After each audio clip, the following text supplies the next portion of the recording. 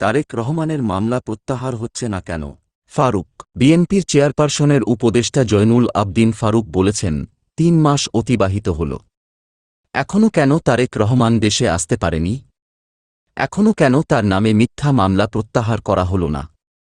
সরকারের কাছে প্রত্যাশা, তারেক রহমানসহ যাদের নামে মিথ্যা মামলা হয়েছে সব মামলা প্রত্যাহার করুন। রোববার ২৪শে নভেম্বর জাতীয় প্রেসক্লাবের সামনে নবীন দল আয়োজিত এক অবস্থান কর্মসূচিতে তিনি এ মন্তব্য করেন। জয়নুল আবদিন ফারুক বলেন, সরকারের কাছে সবাই দাবি জানায়, তবে এমন কোনো দাবি করা উচিত নয় যাতে জনগণের মনে অশান্তির সৃষ্টি হয়। জনগণের জন্য যেসব দাবি, সেসব দাবি নিয়ে কথা বলার অধিকার ৫ আগস্টের পরে এ সরকার দিয়েছে। ২,০০০-এর ওপরে ছাত্র জনতা রক্ত দিয়ে আমাদের কথা বলার অধিকার দিয়েছে।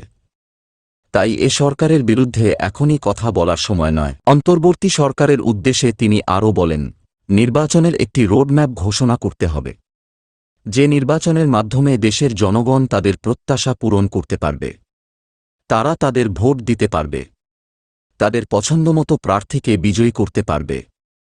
তাই আর দেরি নয়, দেরি করলেই ষড়যন্ত্র শুরু হবে। যত দ্রুত সম্ভব নির্বাচনের ব্যবস্থা করুন।